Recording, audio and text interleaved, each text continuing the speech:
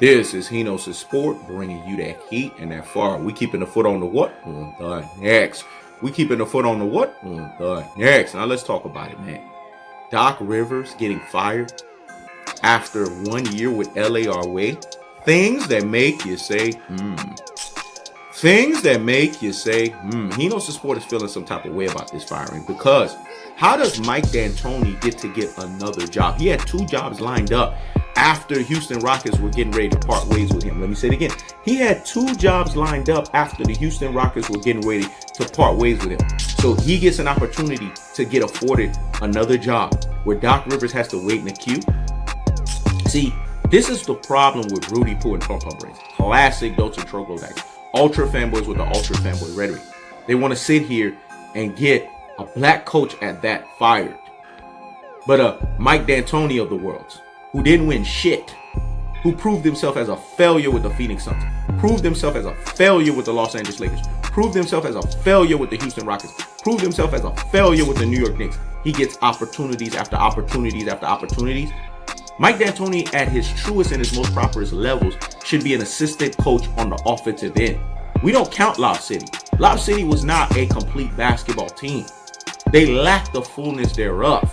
They had a similitude of making you think they were a superstar team, but they lacked the fullness thereof. Chris Paul was a high-octane beta, aka alpha wannabe.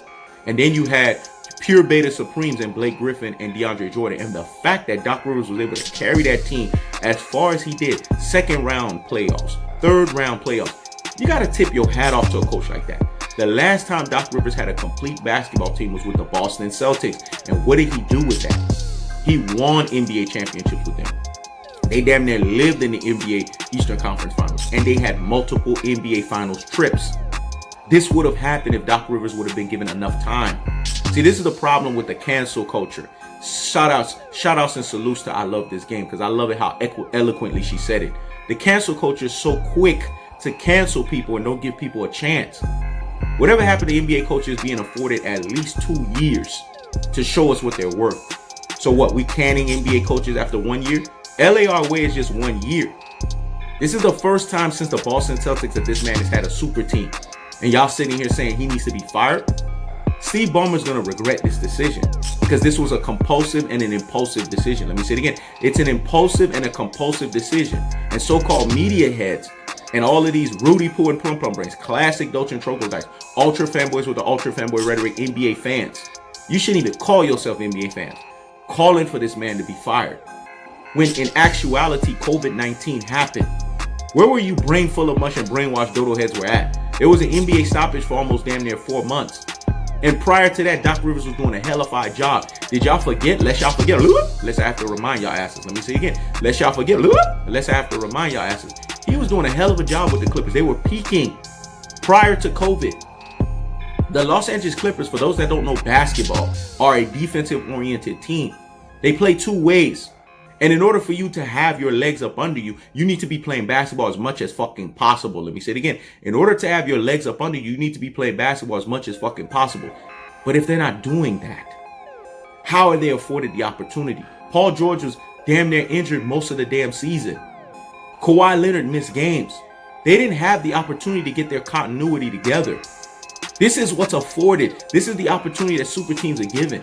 Super teams back in the days, they had the opportunity years to build the chemistry.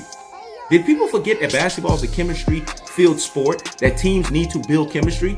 So what, we're going to hang the hat on LAR way after 1 year? This is the problem with NBA fans, so-called media heads, so-called Rudy Poo and Plum Brains, classic Dolce and troglodytes, ultra fanboys with the ultra fanboy rhetoric. They don't know shit about basketball. They're prisoner of the moment, caught up in prisoner of the moment fiasco. And to see that they want this guy's job put on a platter after 1 fucking year, things that make you say, Things that make you say, See, I'm disgusted with this Love Participation Award era, dog.